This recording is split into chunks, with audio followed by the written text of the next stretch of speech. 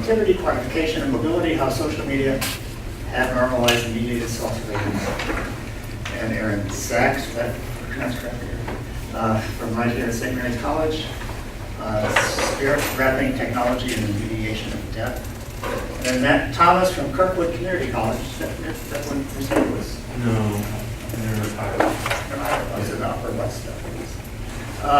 Now this, again, clear moment of enforcement and public discourse in the age of TR ****P. You can figure it out for yourself. So first, Sarah will begin with the paper. So, thank you.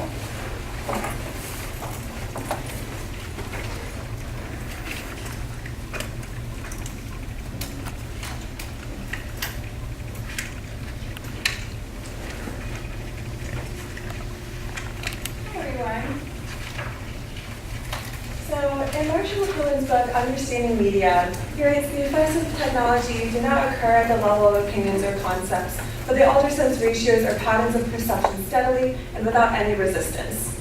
Now, this of course holds true for social media in today's world, specifically in regards to surveillance behavior, which I'll be focusing on today. So I'll be using a few terms I'll define for you. The first, social media, of course, is a broad term. What I'm using it to refer to is social networking sites that are accessed through mobile smartphones. So that's a mouthful, so I'll just be referring to it as social media.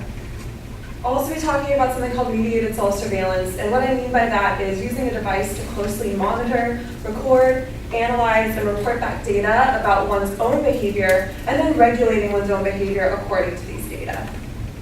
So today I'll be talking about how social media primed users for and normalized really engaging in this mediated self-surveillance. And I'm going to focus on three aspects of social media, which are its performativity, its quantification bias, and its mobility. But first, we should briefly review some media and surveillance history. An article on surveillance history and, oops, that happens. In media history, Josh Lauer writes that every new technological extension of human perception introduces new possibilities for conveying and organizing information. So that can sometimes be used in repressive or coercive contexts. Now, from an architectural standpoint, of course, this is typified by Bentham's panopticon, which Foucault highlights in his book, Discipline and Punish. So as a quick recap of this, the prison is structured as a circle. There's a guard tower in the center.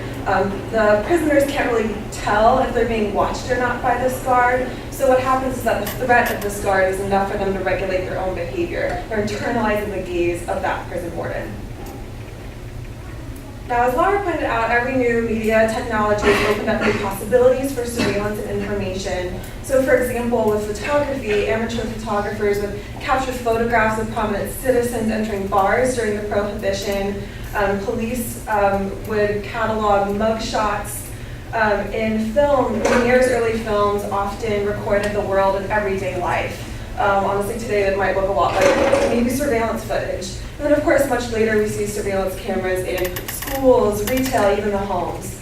Then with television, we know Meyerowitz has argued that television has been a progenitor of surveillance society, where making it possible and desirable to really watch and be watched in new ways. And of course, we can think of television shows like reality shows such as Cheaters or Candid Camera, where there's kind of this gotcha aspect of these hidden footage cameras.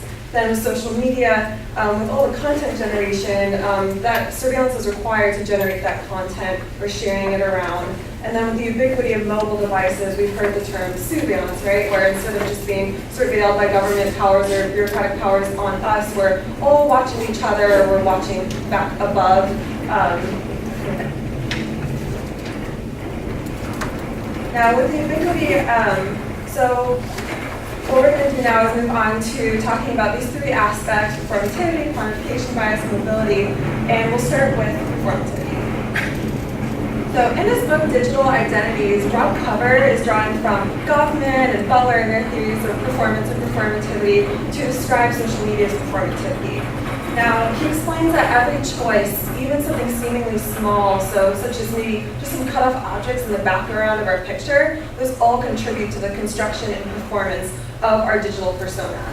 He also cites Helen Kennedy explaining that since social media is continuously updated, it's expected to change, that makes it especially suited for identity performance because our profiles change with us.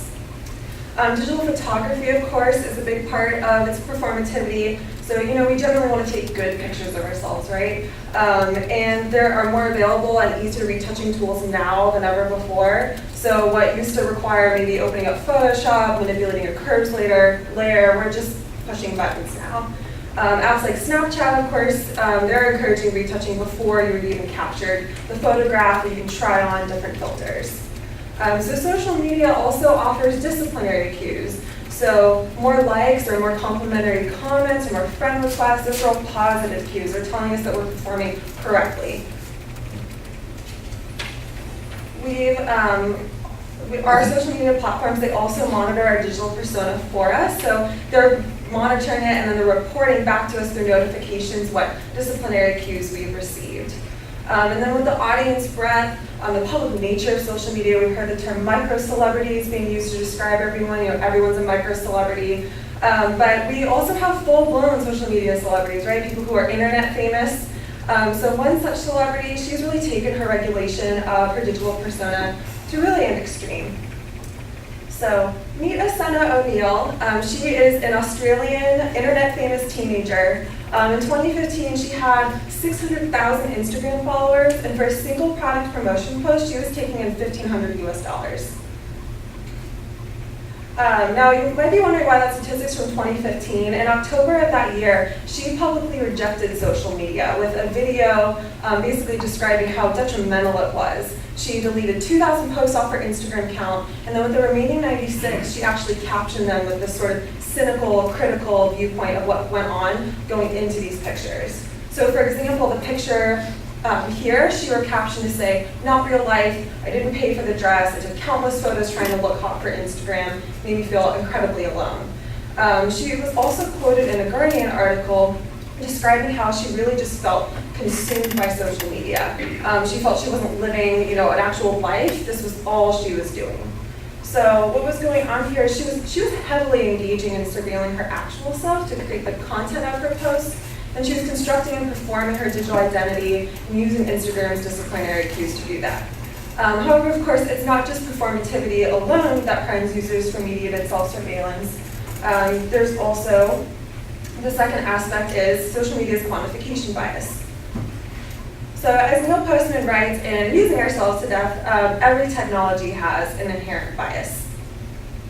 And I would argue that one of social media's inherent biases is that it has a quantification bias. And we can see that at both the technical level and the user level. So at the technical level, if we think about it, social media, it's a type of digital media, right?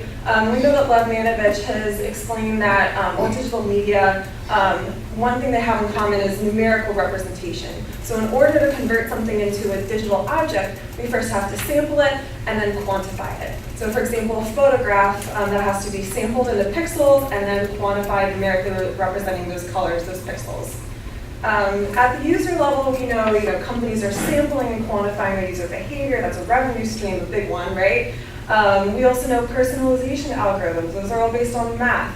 Then, of course, the user experience from a design standpoint, numbers are everywhere. We're getting push notifications that tell us how many notifications there are, how many friend requests we have, how many likes we're getting, how many views, et cetera, et cetera. Now these numerical feedback, they're disciplinary cues, and they really encourage us to see our self-worth as equated to quantitative measures. Now this is really prioritizing quantity over quality, moving to the popularity principle that's been coined, which means that the more contacts you have, the more valuable you become. So it's really about quantity. So this really is encouraging us to see ourselves quantitatively in line with these numerically represented disciplinary cues. So some examples of this, we can return to Asenna. She describes obsessively checking the like count for a full week since uploading her first Instagram post. As a follow-up to Asenna's rejection of social media, The Guardian also interviewed a few Instagram users. For example, Michelle was one of them. She describes feeling anxious over how many likes she gets, and she feels like something's wrong with her if she's not getting enough likes. Like she's looking at her self-worth quantitatively. Lindsay talks about how she actually is deleting pictures based on how many likes she gets. She thinks they're not good enough if they're not getting a certain number. So she's using those disciplinary cues to construct, regulate, and perform her digital identity. Now moving over into the entertainment world, the Emmy Award-winning comedy television series Crazy Ex-Girlfriend, the lead character Josh says, oh yeah, I need to take some good selfies. My LPPs, or likes for posts, are down. So what this really typifies is how social media's performativity and quantification bias really encourages users to surveil their actual selves to develop content for posts, for their digital selves to monitor numerical disciplinary cues, and then regulate their behavior and digital identity performance accordingly. These examples also kind of show really how this is normal, this is totally normal. So to briefly extend beyond the social media realm, the organization quantified self is really interesting to consider when we think about actual media self-surveillance, looking at our actual selves. They're dedicated to self-knowledge through numbers. They have forms on everything, so from heart rates to quantifying even inner peace. Melanie Swan did a really comprehensive study of them in 2013. And while this group may seem like an extreme, she found at the time that quite a few US adults are engaging in tracking. Now, if we think about since then, Fitbits, Apple Watches, all of those things, I imagine this number would probably right now, if we did this again, would probably be higher. So the quantification bias of digital media and social media really encourages us to see ourselves as quantifiable and regulate ourselves accordingly.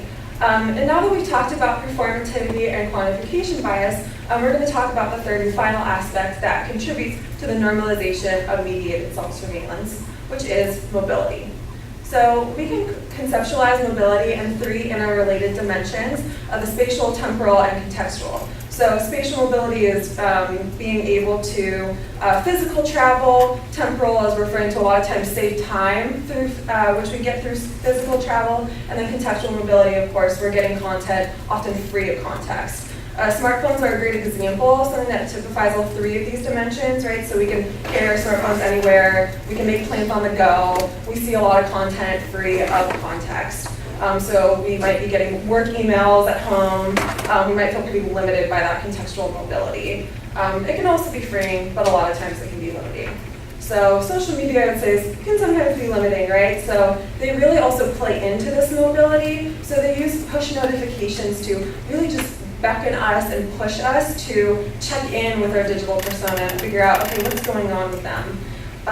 Now, these notifications are possible as well because our digital persona themselves, they're mobile, right? So people can engage with our digital persona regardless of what we're doing, whether we're logged in or not. It's completely independent of the account owner. They're just doing their own thing. Now, because of social media's performativity, quantification bias, and mobility, we're really able to and encouraged to engage in this simulated mediated self-surveillance. So we're engaging in this on our digital persona. We're asking our devices to closely monitor and report back data about our digital selves. Now, when we use wearable sensing devices, so for example, Fitbits, we're engaging in actual mediated self-surveillance. So we're doing these on our actual selves, not our digital persona. So like social media, these devices are spatially, temporally, and contextually mobile, right? And then going beyond a step, social media, mobility is also central for our Fitbit's function, right? So to have content, they're all based on our physical movement, and then they also rely on the mobility of the information, syncing up with apps, translating these, moving our information around across signals. However, unlike mediated surveillance with social media, we're surveilling our actual selves, as I said. So we're asking our device to sample, collect, quantify, and then report data about us, a lot of times our bodies. So for example, then we're getting these disciplinary cues. So, okay, I've walked this number of steps with the Fitbit example, and then we are pushed to regulate those, right? Again, sticking with Fitbits, maybe walking 10,000 steps per day. So keeping with our Fitbit example, this is a screenshot from the Fitbit website where they lay out the model of the experience of Fitbit. This is when you're thinking about maybe buying one, what would be involved? So as you can see, their model for experience is first tracking your exercise, your activity, your food, your weight, your sleep, all the time, all day. Then your next step is to sync your data with the app, then progress by reviewing your charts, showing your quantified history, and then achieving by regulating your behavior to meet certain targets. And then inspiring, of course, by sharing with everyone so that maybe they'll join in the fun, right?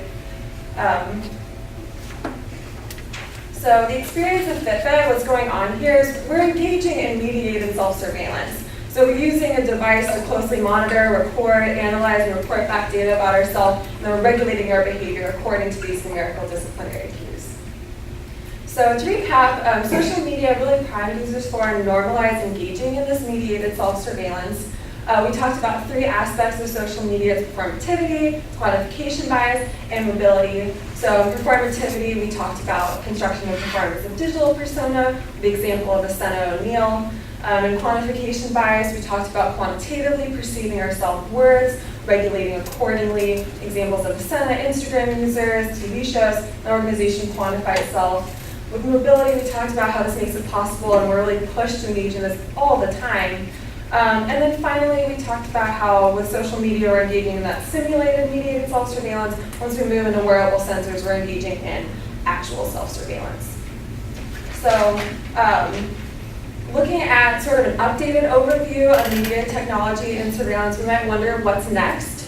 So in March earlier this year, you guys may have heard Elon Musk describe the vision for his new company, Neuralink, where tiny computer electrodes would actually be implanted into our brains so that we could upload and download thoughts. That's the vision for this company.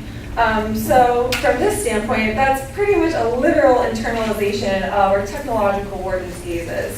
So if that's what's next, I leave you with this question: what surveillance practices will become the new normal? Thank you very, very much.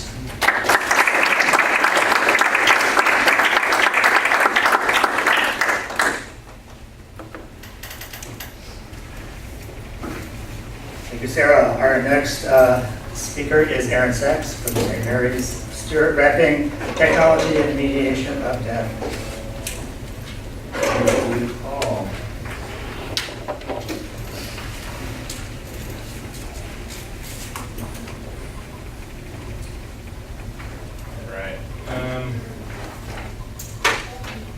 So this is a really kind of preliminary presentation. I just want to say that up front. It's a chapter I just started working on pretty recently for a book I'm doing about communicating across the sort of self-other gap. And so death is one of those areas where there's already been some research on, and I felt like I wanted to kind of add my little 2 cents in. So this is just the sort of beginning stuff, so I'm really interested in getting feedback and getting advice about sort of different avenues. I did try to sort of, in keeping with the spirit of the title for this particular presentation, make this a little bit more performative. It's going to be in written form, but I'm trying to make it more performative for this particular presentation. All right, so I start with 3 fragments. These are scenes that illustrate my topic. 1, quote, "We find that it is the little town of Arcadia in the state of New York, about 70 miles from Rochester, which has the honor of being the Nazareth of the new faith of spiritualism. In it was a cluster of houses called Hydesville, and one of them, which bore unmistakable evidences of age and which had been the abode of many families in succession, was tenanted in 1847 by a family of the name of Fox. That the accommodation was scant may be gathered from the fact that the Fox family, consisting of a man and his wife and 2 daughters, the eldest 15 and the youngest 12, occupied 2 beds in the same room. The house, it seems, had but an indifferent reputation when the Fox family took it. The tenants had been disturbed by rapping, and one of the family deposed to seeing a man in the kitchen in gray pants, frock coat, and black cap, whom she declared at the time and is still convinced was a ghost." This is from Spirits and Spirit Rapping in the Westminster Review, 1858. As John Peters explains, the sisters understood the raps as a telegraphic cipher attempting to bridge the chasm between the living and the dead. The sisters quickly developed a system of communication with the spirit, moving from simple yes or no to a whole alphabet, and soon brought their technique for communication with the dead on the road. Peters continues, an epidemic of raps blazed through the land and across the seas, and by 1850 the professional medium had been born in and spiritualist circles were established in New York, Philadelphia, Boston, and Providence. The Fox sisters were hired by P.T. Barnum and became celebrities in the Anglo-American world. Cut. 2. I arrived late, well into the show. I found my seat, having to rouse the young man that had thought to occupy it in my initial absence. I sat and waited for the start of the performance I'd come for, and when it began, I stood in my seat for a better view. I was there for some spirit rapping. As a fan of hip-hop, seeing the Wu-Tang Clan in concert had been on my bucket list for a long time. But this tour was particularly special. One of Wu-Tang Clan members, Old Dirty Bastard, often known as ODB, would be performing with the group for only the second time in 9 years. Wu-Tang performed some of their hits, and the ones that did not feature ODB, building up some suspense as the crowd waited in knowing anticipation.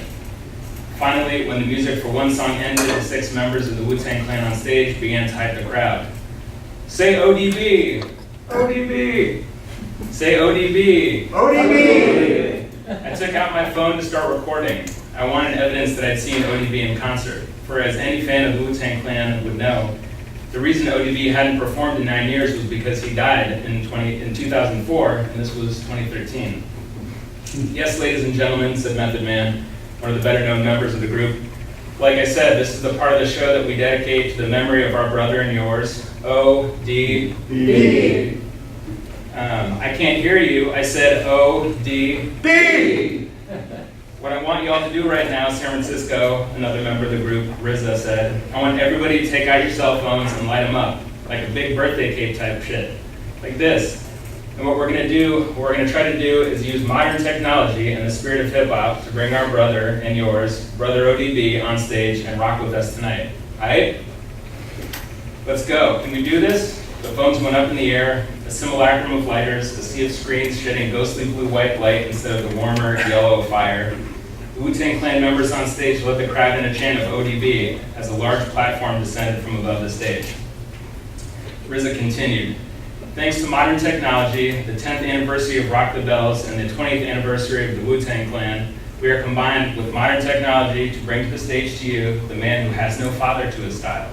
The motherfucking one-man army, ASON, who never been taken out, he keep the motherfuckers looking out. We gonna count it down. 10, 9, 8. The platform descended to overlay a small raised area at the back of the stage, a kind of second-tier stage within the space of the main stage. It remained empty, flanked on either side by RZA and Method Man, the 2 more well-known members of the Wu-Tang Clan that were there. Several other members roamed on the lower part of the stage. 3, 2, 1, we all yelled.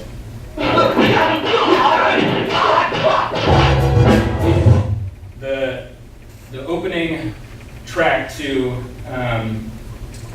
ODB's more prominent, one of his more prominent songs came on, the sample of punches, kicks, fabric crisply snapping with the force of strikes, a kind of martial arts sound collage that he begins with, to open the song with, came on. In a blaze of light, there was ODB on stage, rocking to and fro in time to the music, wearing light brown Timberland-style work boots, baggy jeans, and an orange button-down open over a gray shirt, mic in hand.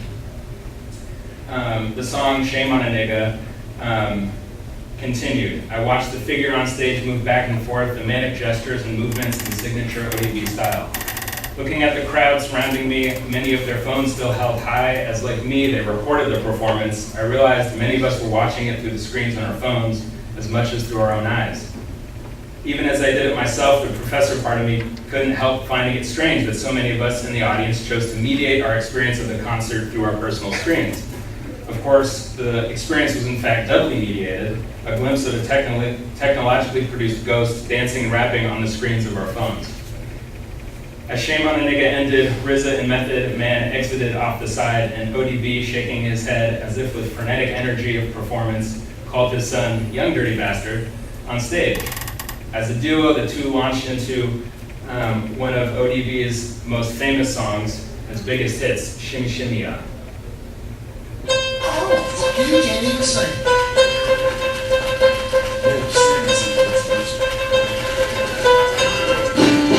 Oh, baby, I like it, boy. As the song came came to a close at the end of 5 minutes and 30 seconds. ODB spun around, arms outstretched, and disappeared with a visual poof as the rest of the Wu-Tang Clan asked the crowd to give it up for Old Dirty Bastard. Cut. 3. It was my second time in a crematorium. I'd been once before in my late 20s when I'd accompanied my grandmother's body from her house to the facility she'd elected to carry out the cremation. She was still in the red nightgown she'd gone to sleep in the night before as they put her in the large oven. Many Jews, perhaps even most, won't be cremated. Won't do cremation, either because it's expressly forbidden by the rules of the Old Testament and the collection of Jewish laws that flow from it, or if they're less orthodox because of the association with the death ovens of the Holocaust. My grandmother clearly didn't care. Neither apparently did the person I was at the crematorium that Tuesday to see. My older cousin had received a call the day before asking if he could participate in the Tahara, but since he had to go to work, he declined. Since I was visiting for the week and had no other plans for the following day, he volunteered me. I'd been a member of the Hebra Kadisha for my synagogue, its holy or burial committee, for several years, but had done little more than miss meetings and delete emails unread, feeling too busy to become more actively involved as I prepared to go for tenure. The majority of my synagogue's dead seem to be women anyway, and the Hebra Kadisha segregates its service based on sex, so I'd never been asked to perform the Tahara ceremony of ritually preparing a body for death at my home synagogue. But my cousin's synagogue had more men, I guess, and one had passed away during these days between Rosh Hashanah, the New Year, and Yom Kippur, the Day of Atonement. In Judaism, the 9 days between these two holy days mark the space between the opening of the Book of Life for the New Year on Rosh Hashanah and the time when God closed it again on Yom Kippur, sealing our fates for the next year. During those 9 days, each of us has the opportunity to make amends and right the wrongs of the previous year so that we may start off the new year with a clean slate. This gap was an odd time to die in, I reflected. My cousin dropped me off on his way to work. I joined the other members of the Hebra Kadisha in the back room of the crematorium where the Met lay. Met, or Hebrew for dead or deceased, is the preferred term for referring to the body of the deceased during the ceremony, and it's one of the few words I know in Hebrew because it features in the story of the Golem. I think most people are familiar with that story, but just to recap it, it's a clay creature that comes to life when the rabbi writes emet, or truth, on its forehead and dies again when the first character is erased so that it reads only met, dead. I'd expected to find in the crematorium three men wizened by prior experience, but all three were just as new to the Hebra Kadisha.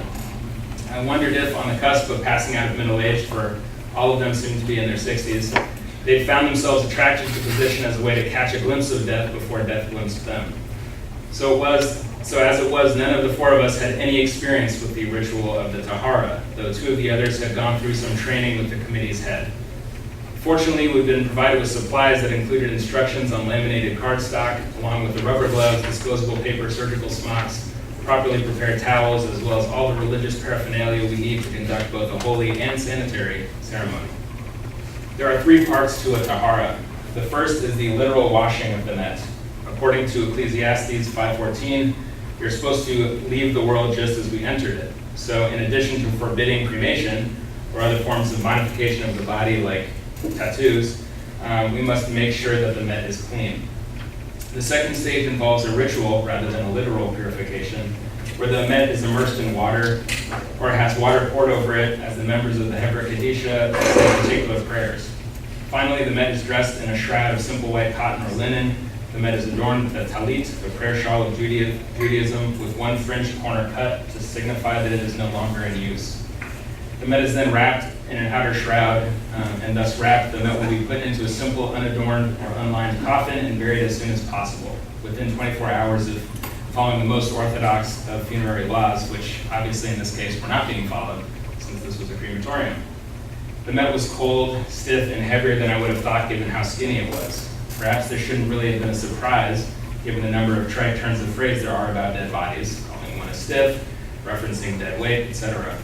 However, I've been told that the Met had been in his 80s and not in the best of health, so I guess I expected it to be lighter. It lay on its back on a metal table that I assumed was normally used for embalming, though I couldn't really figure out why a crematorium would embalm people before they burned them. Still, it had a drain for fluids and it was clearly meant to hold a body given its shape. I was disconcerted that the Met's eyes were partially open still, as was the mouth. We were not sure if we should modify either of these states, so opted for leaving them be. This proved a challenge, as we had to make sure we didn't pour water into the open mouth as we performed the 2 washings. More disconcerting was the nudity of the Met. I couldn't quite figure out why it made me so uncomfortable. It was a logical state given the circumstances, but it was odd to have someone that, for all I knew, I'd seen at Rosh Hashanah services the week before, now naked in front of me. Nudity is so often associated with a state of vulnerability, whether physical or emotional, and even though it was clear that the Met, as a no longer living being, could feel neither of these forms of vulnerability, I still felt it myself. Perhaps it was now that in death this person had sublimated into a memory from solid to gas, and the Met was in some ways the embarrassing leftover residue of this process. And if the main form of this person, now occupied, was in memory a kind of spirit, a passive form, perhaps it was even more vulnerable, devoid of the active driver of consciousness.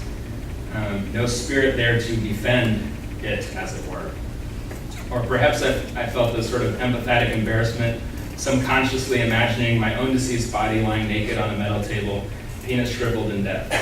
I tried to focus on the task at hand, to be mindful and respectful of the process. It felt like a way to honor the memory of the Met and its former life. Being unpracticed, the 4 of us did our best, but it was difficult work. The laminated cards helped by providing us with a script that guided our actions, so we followed it religiously. We began the first step, inspecting the Met for uncleanliness. We saw nothing but proceeded to wash the Met anyway, rocking the body from side to side to get the water underneath it as much as we could, while also being careful to keep the water running into the drain on the table. We tried to be respectful as we turned the Met this way and that in the process, but it was awkward to move. We then moved on to the ritual purification of the Met. We poured water on the head and chest as we said prayers, trying not to get any in the Met's open mouth. This part of the ceremony is meant to help the soul of the deceased person separate from the body and move up to unite with God. It is often done in a mikvah or ritual bath, but because we were in a generally not very Jewish space, a crematorium, we had to make do by pouring buckets of water over the Met. We realized our mistake as we began wrapping the shroud and unwrapping the shroud and started maneuvering the body to put the clothing on. "Oh God," one of the men gasped. "Oh no, oh no," another repeated. In my discomfort, I stifled a nervous giggle that welled shamefully in my chest. Shit was smeared across the back of the Met. Perhaps in our inexperience, we hadn't fully inspected the backside of the body because of the difficulty of moving it, or maybe in moving it as we did, we had caused the contents of the intestines to expel themselves. Regardless of the cause, we all felt dispirited.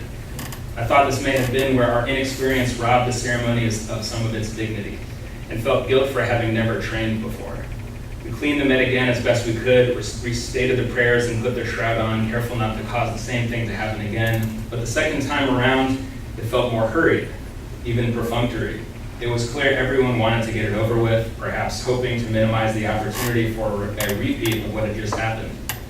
I now understood why there had been a pile of adult diapers at the bottom of one of the boxes of supplies, and wished we'd known to put one on the Met earlier on in the process. As Ecclesiastes says, as you come into the world, so shall you leave. If we wear diapers as babies, why not wear them again as Mets? The layers of white linen that shroud the body must be secured by strips of linen tied with multiple loops, always facing the heart of the Met. I couldn't help comparing these layers of cloth wrapping the body, their simplicity recalling the origins of Judaism almost 6,000 years ago, with the latex gloves and disposable paper smocks I wore. Even with the gloves, I felt hesitant to touch the Met. They certainly hadn't insulated me from the cold of the body whenever I did, reminding me of the absence of life. Perhaps it was because I hadn't known the man that would become this Met, had not felt the same hesitancy with my grandmother, whose hand I had held as she died, and for minutes after she took her final breath. I wondered what this ritual must have been like before they had these gloves. Cut. Spirits wrapping, a wrapping spirit, and the wrapping of a body devoid of spirit. Through these three scenes, I explore what our attempts to mediate death through different technologies tell us about our fears of communicating with the other, the central concern of the larger paper I'm working on. In some ways, we see death quite frequently now on TV, in the movie theater, on Netflix, or in video games. Yet that is a representation of death, and as Hall argues, representation is always constitutive. These virtual deaths thus shape our understanding of death and our expectations of what death will look like. Few of us have experienced death firsthand, witnessing a terrible accident or a deadly crime, or been present as a loved one dies, or even simply seeing the body of someone deceased as part of the rituals of mourning and burial. Yet we're all familiar with what these look like, with their representations through these fictional depictions that we see in media. As John Peter centrally argues in his book, Speaking into the Air, so many of our fears about modern technologies making communication more difficult, diagnoses of communication disorders, through over-reliance on technological media, something I think Ed talked a little bit about in his quote from Pope Francis, we fail to acknowledge that our communicative insecurity actually predates all these technologies. The problem of communication has always been there. We now found these technologies to sort of lay the blame. So for me, what I'm interested in is this gap between the self and the other, and the way that death kind of signifies the kind of the real unknowableness of the other, what happens next, this other that has gone beyond our realm. Death, or more precisely communication with the dead, simply highlights the otherness in question and the sort of impossibility of communication. Yet we're always persisting. As Scott Church, who's sitting right over there, finds in his analysis of the Facebook wall of a deceased friend, we seem to prefer communicating with the dead, writing on their Facebook pages if they receive our messages rather than talking about them. Church argues that these digital gravescapes overcome the material restrictions of death by facilitating continued communication between the grieving and the dead. I'm not so sure of this success, and rather, like John Peters, believe that communication with the dead is impossible, that it attempts to commune spiritually with beings who can only be read hermeneutically.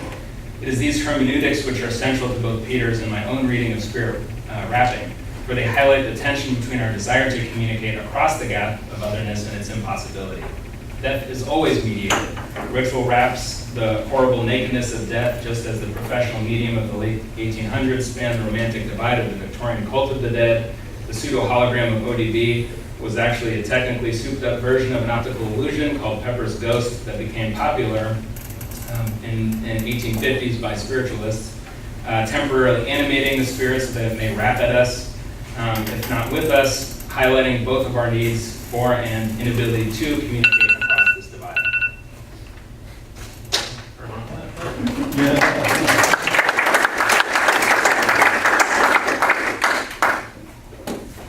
Thank you, Aaron. Our final paper is Matt Thomas. Now this, again, Twitter moments, Neil Postman, and public discourse in the age of your book.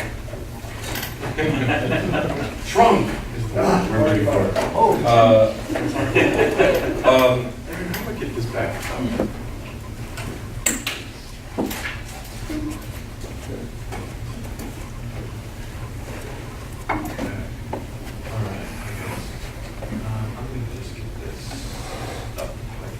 Okay, so the word that Paul is glossing over is Trump, which is censored from the program, not by me, but by Ed.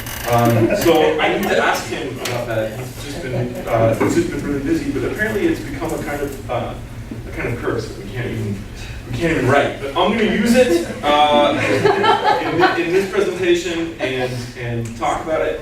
Now this again, Twitter moments, no Postman in the public discourse in the age of Trump. I just sort of want to start by noting that we are approximately 20 miles away from Twitter headquarters. It would take us about 5 hours to walk, according to these Google Map directions that we just got. My sort of maybe question for the audience before I get super into this, which will affect maybe how much I explain, is just maybe, I'm just curious, how many people are on Twitter or at least super familiar with Twitter? Okay, so like a third maybe. So I'll explain some things, but I'm assuming everybody has heard of Twitter. That's sort of part of my argument. But I wanted to do this here in the Bay Area because this is where Twitter is based. So I'm going to start by talking about something that Twitter rolled out in 2015, in the fall of 2015, called Twitter Moments. It was a new feature that they added to the product. Twitter felt like the stream the sheer volume of tweets had become too confusing for the average or novice user, and so that they had to build in a kind of framework to help contextualize and frame things for people that were just looking to get on Twitter in a kind of casual way, the casual user versus the power user, if you will. And so they invented this thing called Moments, and then this is a quote from their guidelines. Moments are designed to highlight remarkable content on Twitter. I talk about that word remarkable. They should appeal to a broad audience, and the content should be appropriate for all parts of the Twitter community. Essentially, what Moments were just collections of tweets in a row. So this was one of the first one. It was about a woman who won the Powerball jackpot. And so this is from the website, a screenshot from the website. And what it looks like is it's just like a long kind of scroll of tweets just kind of aggregated. If people know Storyfies or Snapchat stories, or I guess Instagram has something similar, it's just like a series of tweets in a row that someone at Twitter, a human being, has curated or put together. And the idea is that if we can kind of generate enough of these stories, the average user can kind of hop on and just peruse these stories and get caught up on kind of like what's the news of the day. The other one was just like really, really boring stuff like the Astros beat the Yankees in October of 2015 in a game, right? And so Moments have been kind of de-emphasized in the platform just a little bit, but they're still there, and they're still kind of important. So here is what it looks like on mobile. It's a little bit different. It's like you kind of flip through it with your thumb, I guess, like you would be on any kind of swiping app. And so today, this is from this morning, there's a moment about the Washington Post Russia investigation about President Trump. And you can see here, like, I'm not on the live version, but there's like a big picture, so images and video and GIFs and memes and all these kind of things are emphasized. But what's really, really interesting to me about Moments is the way it's like a kind of quote-unquote serious story like this, but then like if you go and you actually look at like the Moments page, there's other stuff. Like here's an article about, or a moment I should say, about Justin Trudeau's sock game. He wore red socks. And then there's like all these kind of interesting things, like a French blogger was killed by a can of exploding whipped cream. And so these are all kind of like jostled and nestled together. And the idea like Twitter wants you to do is like how you catch up is you go on and you scroll, you read the Russia thing, and then you read the whipped cream thing, and then you read a thing about Justin Trudeau's socks, and then you read a thing about dogs that are celebrating Take Your Dog to Work Day, which is a moment this morning, and then you read maybe a thing about cats, moment video, and then you're like, oh yeah, I'm pretty much caught up on Twitter, I guess, is like the idea. And so, like, what I kind of want to say about this is that, like, there's a kind of paradox or irony about this, which was like Twitter was trying to make this have more context and more framing for people, but I think like what the result is has been a kind of flattening or a kind of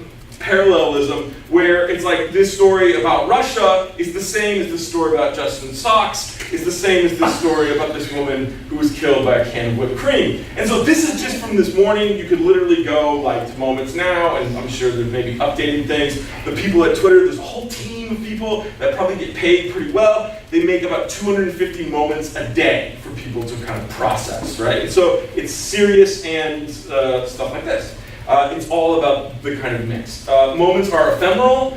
The URLs are still preserved if you want to bookmark them, but there's no real great way to browse them, like an archive. They're not collected in any kind of formal way by Twitter, and they're difficult to search. There's no way to search for a particular moment. I just happen to have links to some of the ones that are interesting here.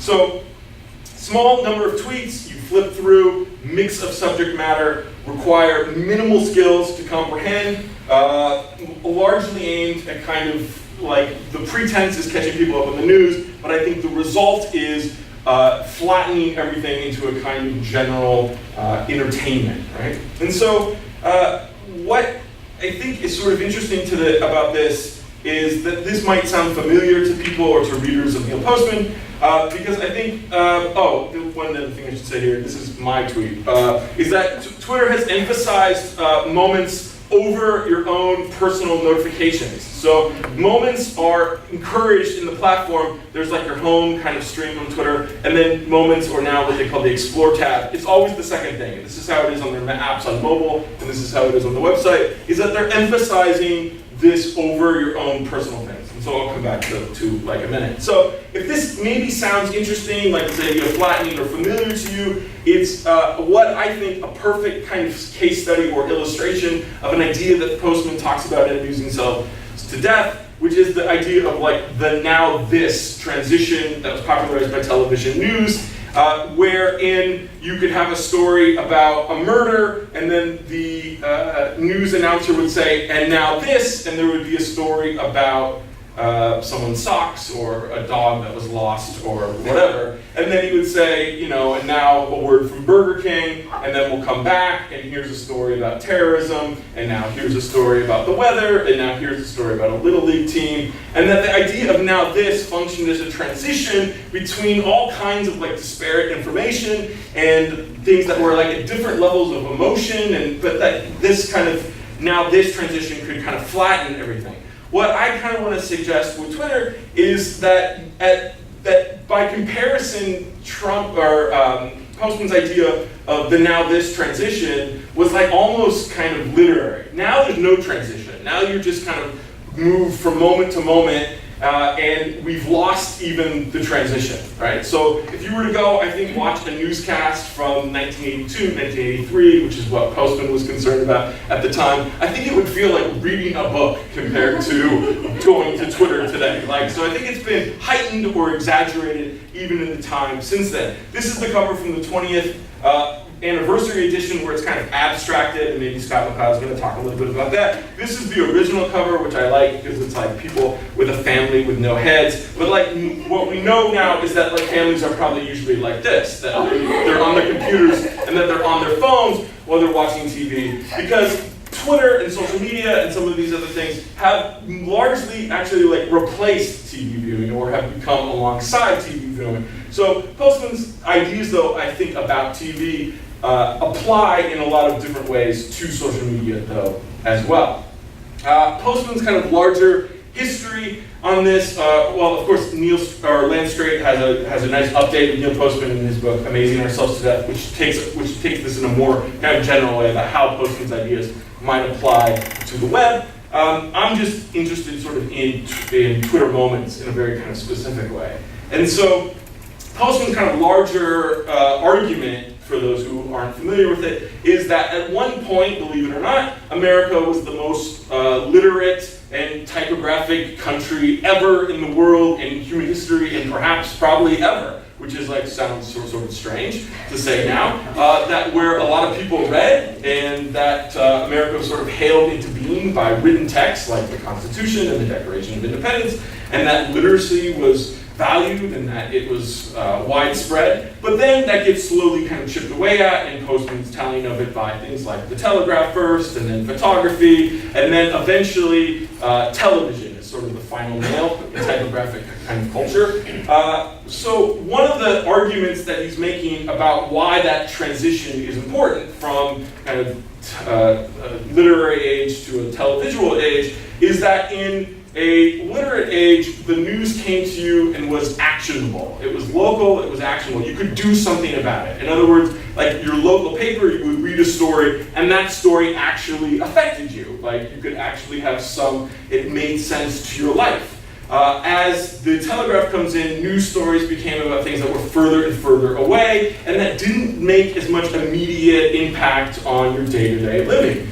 And so what I kind of think here is an interesting parallel to Twitter is before they instituted stuff like Moments, your Twitter stream was a chaotic mess, perhaps, but all the information that you would go on and see was stuff that you curated individually on Twitter. And thus, it probably had some sort of connection to you because you had chosen to follow it. So you were interested in the topic, you knew the people, even if the people were removed from you geographically, there was some sort of connection that you had, and that all of Twitter was sort of much more local, in the same way that news before the telegraph was kind of local.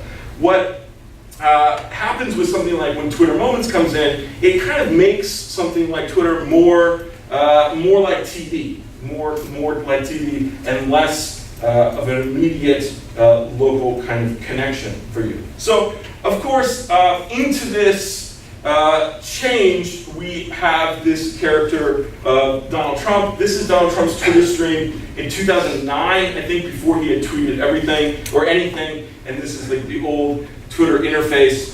Now, of course, his Twitter profile looks a little bit different.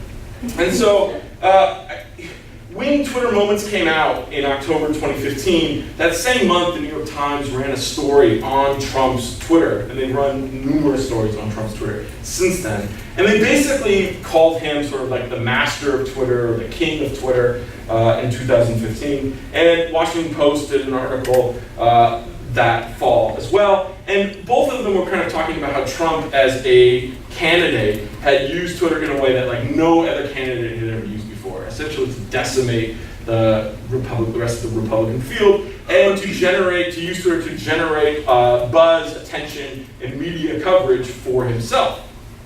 And so, what I sort of want to kind of say about this, here's a shot of Trump tweeting in his office. Because he does actually tweet. He doesn't have a computer, but as Sarah's presentation, social media is mobile. Trump only tweets from mobile devices. I don't think he's like ever, he's shown a computer when he needs to, but I don't think he even knows how to use a traditional laptop or computer. No, I'm serious. Like, they bring in laptops and videos to show him, but he does know how to use phones, and he tweets from his phone. Hundreds or tens of thousands of times. And so what I kind of want to say is Trump has been able to take advantage of this new context where everything is entertainment and meant to be consumed kind of easily, that Postman's so worried about with TV. And so like the way Twitter is now is it's like perfectly set up for like a figure like Trump to kind of dominate the medium. And I think like a lot of people have talked about this, but I think they still undersell it, which is to say, like Trump dominates Twitter in like a way that's really, really hard to explain.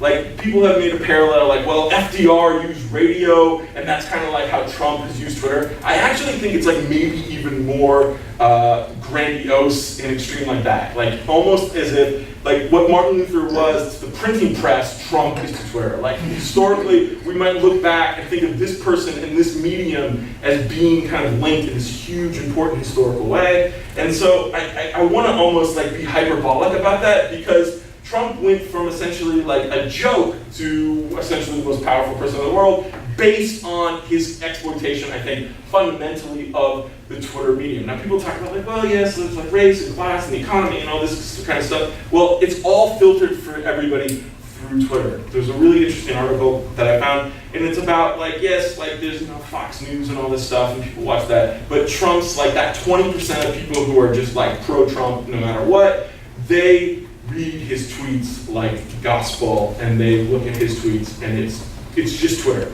All they do is go to Twitter, and they take everything he says, and they just eat it up. So there is like in Trump's kind of worldview, Twitter has become, in the same way that Postman talks about TV as a kind of epistemology or a way of looking at the world, I think like now Twitter has occupied that place, or social media maybe more generally, that Twitter has become the new kind of epistemology. Even if you don't use it, which is like maybe 2/3 of this room here, you are still kind of living in a world in which Twitter has created, like it or not. And so there was like this thing where Trump had made this comment, and he referred to it like a retweet when he was passing along. So like Trump is kind of thinking about everything in terms of Twitter. And of course, in the same way that the telegraph and newspapers fused early on, television and Twitter and newspapers have fused in the current age, and the New York Times runs like these huge kind of features. They spend all this kind of brain power and manpower on things like the 322 people Trump has insulted on Twitter, and you can go and you can look at this list and read all of Trump's insults of Marco Rubio, for instance. And it's kind of interesting, but it's like one of these things that you kind of, if you know your Neil Postman, you kind of think about, you're like, what does this do or help or say? It's just kind of useless kind of information in terms of actionable change.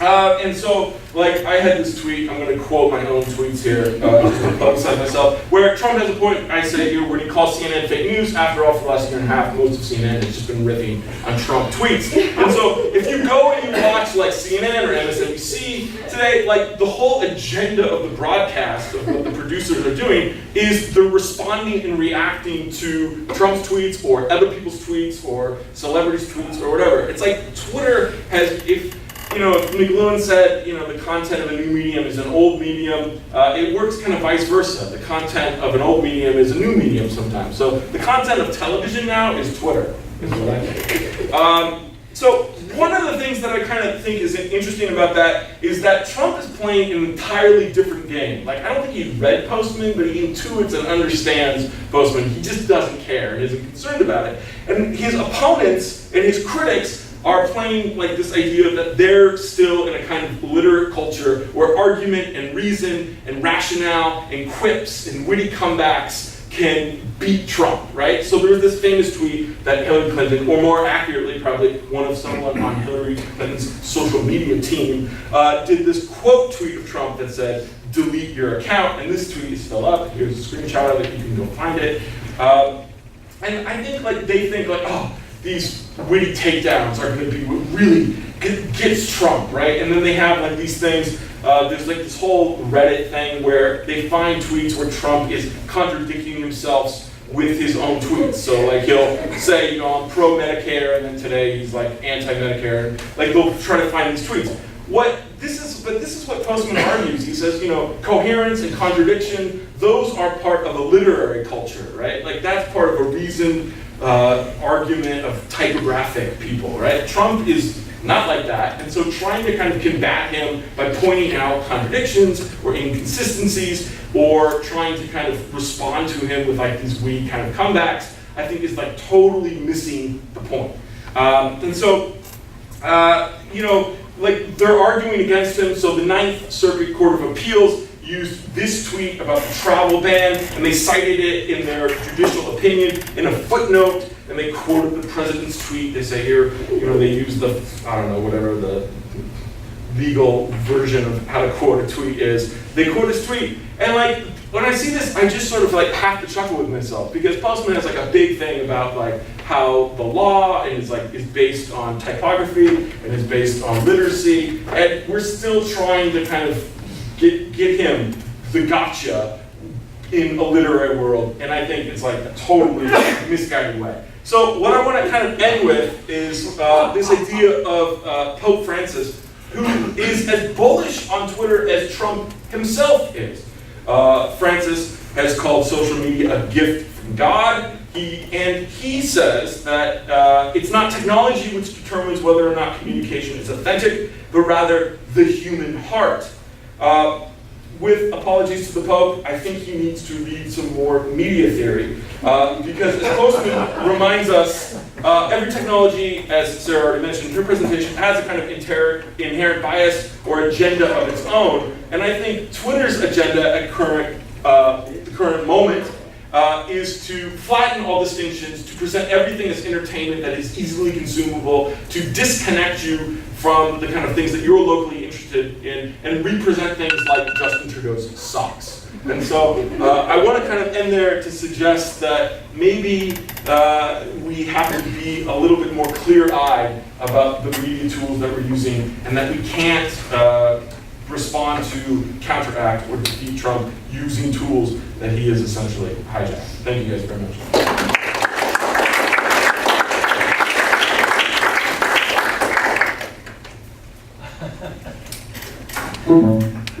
Okay, we have questions. Yes, go ahead. So I was struck by what seems kind of a contrast between Matt's presentation and Sarah's presentation, in that in one instance you have hyper curation going on and trying to create something very like a stable identity, whereas in your presentation on Twitter, Matt, you're talking about like hyper metabolization of all content and identity, and like Trump being a perfect example. You're him contradicting himself. There is no he does a little curation, but really it's sort of just he goes. Yeah. I thought actually even see some of that clash in Aaron's presentation in the depiction what was being done with the Met, and there's this tradition of it's sort of like curation, or especially like archiving in how the body is treated, but then in this particular situation being put into cremation, which contradicts that tradition and puts it into a metabolized state, essentially. And I guess this is just the observation. I'm kind of like, what would you have to say about that contrast that's in social hacking and social media? I would say that like Trump is actually like fits into what Sarah's argument was. Like if you go back and you look at the shot I had from 2009, he still uses the same Twitter profile pic. It's like it's all very curated, like how he's trying to create his identity, and I think it fits in like with a lot of this kind of stuff. He's using it on mobile. It's like I think we just think of it as a contradiction because we're coming at it as, you know, scholars, intellectuals who are thinking about literacy. I think there is no contradiction for him. I think he's performing the same thing in a very curated, self-surveilled way, in his own way. Like we think of him as being, you know, he's way out there, he's crossed the line. I think it's like, it's very instinctual and self-conscious in the way that this is. It's just in a way that we don't connect with. Yeah, he just doesn't care that he's... Yeah, he just doesn't care. Yeah. Praise and, yeah, okay. Just to pick up on that. So he doesn't care, and the people who voted for him don't care. What do we do? And people, I don't know, but and people who are against him don't care because they consume his tweets as opponents. Right, and so exactly. I think like even if you're trying to, you know, Hillary Clinton's trying to dunk on him, as the expression is, like with delete your account. As soon as I saw that, I was like, oh, you know, Trump has got this, because she is just totally bought into his paradigm of how the media is just entertainment, and she was just essentially, I thought, debased herself with that in a way. Like Create a new platform then that is even cooler and more disconnected from anything that's anything. No, I think like, I mean like I'm someone that like uses Twitter like a lot of people here. I just think you have to sort of maybe be aware of these biases of the platform and not try to think like, oh, I'm gonna counteract all of this, because it's much broader and deeper. It's like, you know, for Postman, it's like Trump is prophesized by like the Telegraph. Like it's a much larger historical picture. I don't think there's something that we can just decide to do individually, like today. Yeah, basically, yeah. I think Maria. My colleagues and I have just been discussing the nature of Twitter yesterday, and one of the things we remembered was Plato, who says there are three stages: the creator, the dialectic, who analyzes the creation, and then the user. Now with social media, we have skipped the middle stage, the dialectic, the critic, and the user is the critic, which of course has made the text of social media anti-cultural or outside of culture, because they don't go through the filter. I would like to ask your opinion on that. We have removed the filter, we're outside culture now, what do you think?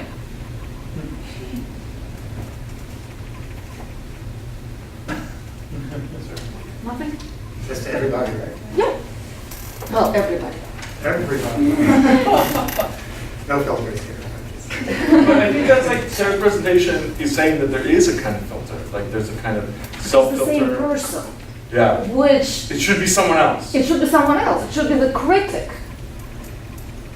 who knows what we're talking about. And I think this wouldn't be a critical filter in that sense, but if we think about the medium or the media of various social media, I mean, all of that is really filtered and curated through algorithms, through these things. So we've kind of, I mean, a lot of you I'm sure have probably read The Filter Bubble, but so we have that sort of automated critic, which we like to say, oh no, Twitter, it's neutral, right? Like our social media is neutral, it's technology, it's not neutral, right? So we have these algorithms built in, somebody made a decision, it's being personalized for you, it's being curated for you, and then we have these biases built in, we have these entertainment factors, none of this built in, so it's not dialectic, but there is still that middle filtering, But it's curation ground. human and digitized. Yeah. So we make It's more like the technopoly than using ourselves to judgment. That's the Technology makes judgment.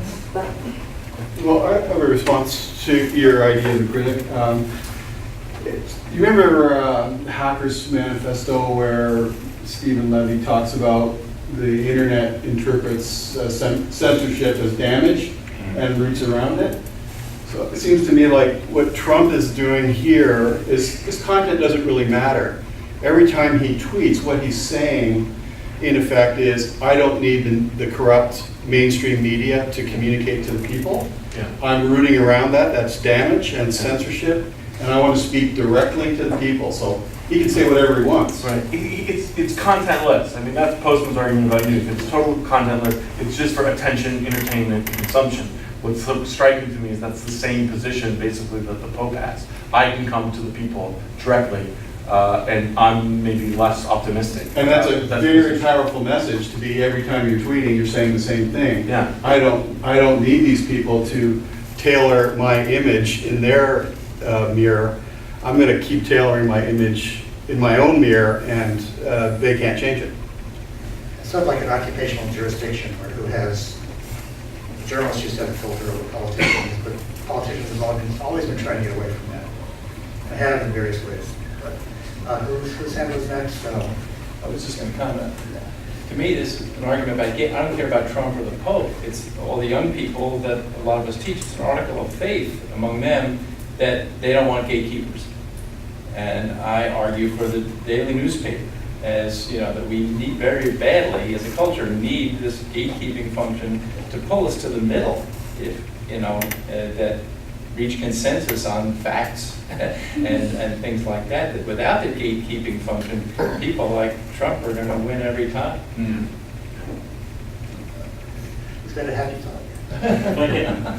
If I can just offer a quick metaphorical overlay on what you said. I remember that quote about the internet interpreting censorship as damage and routing around it, which does speak to the original structure, which is meant to avert a damage from nuclear war, actually.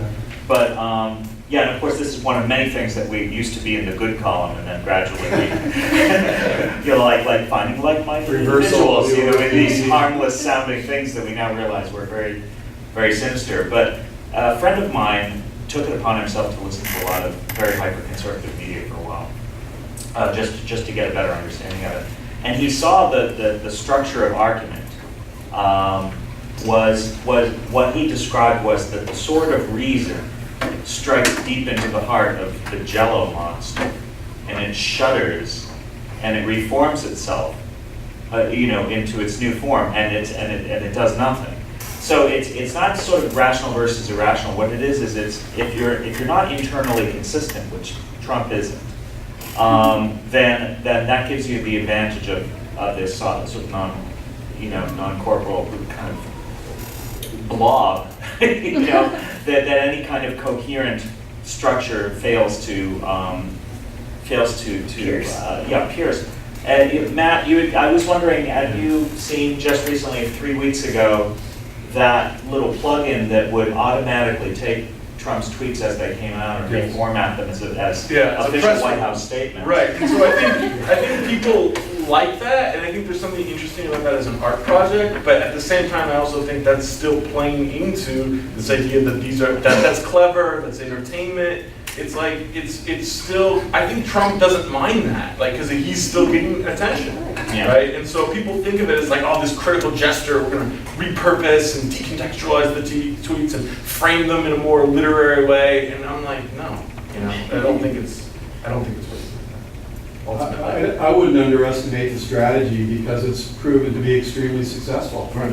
And that tweet you put up from Hillary is dead in the water. It's content oriented, and it doesn't, I think you got it right, it doesn't respond really to the strategy of communication that he's using really successfully. And I think that if you ever look at powerful politicians, they have often mastered a neglected medium.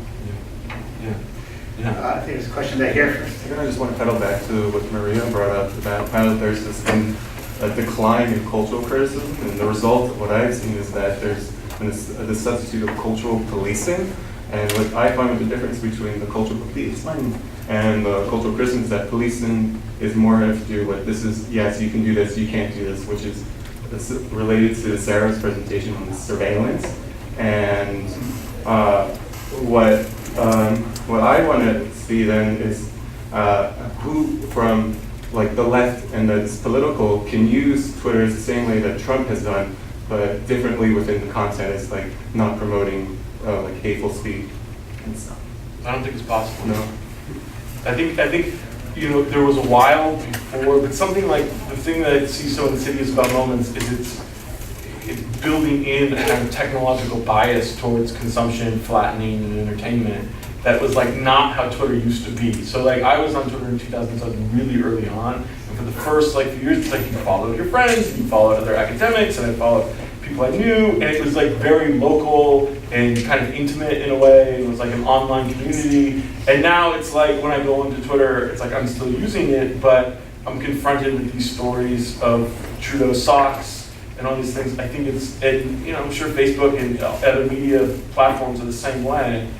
So I think it's almost totally lost at this point. I mean, they could get rid of Moments and they could de-emphasize certain things. They could make certain technological changes, but they're not going to. Jack Dorsey is not. Like people say, oh, why doesn't Twitter CEO, why don't they just get rid of Trump off the platform? They don't want him off the platform because he's bringing so much attention and power to the platform. So that's kind of why I wanted to open by talking about Twitter headquarters. It's like, the newspapers, the cable networks, the social media platforms, they like Trump just as much. It's all the same loop for them.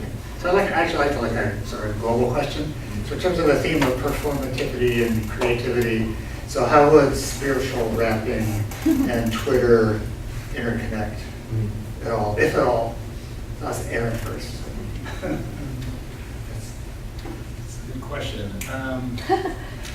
What I was thinking about was just now sort of the theme underlying my presentation is about trying to communicate right with that sort of self and another, and wondering if, in some ways, thinking about Trump as a kind of incoherent subject or identity, is there a way in which that is a kind of otherness that is a new kind of otherness, like a dead body, or like sort of more?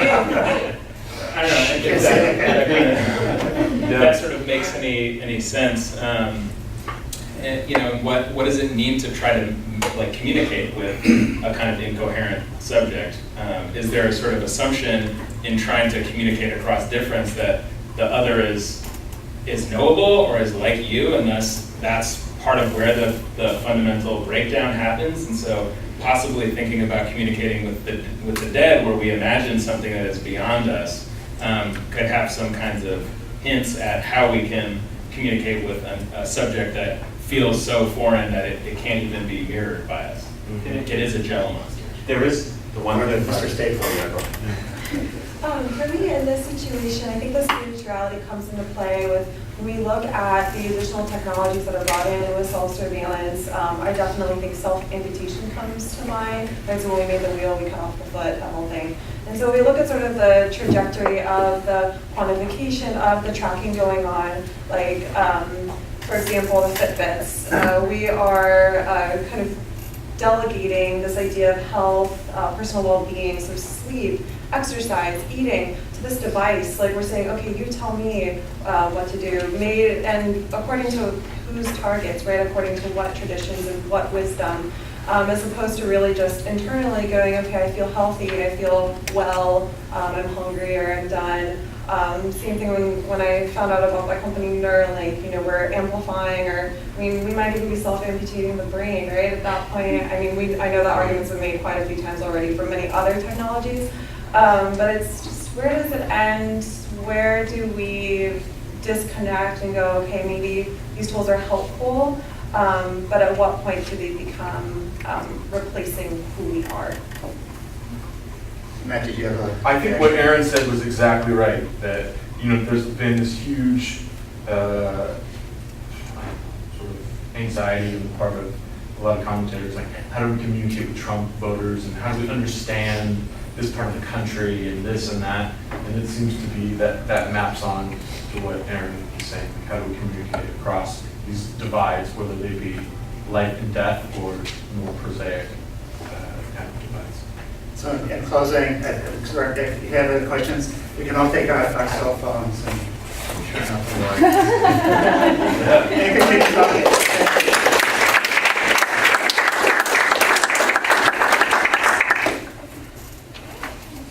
Oh.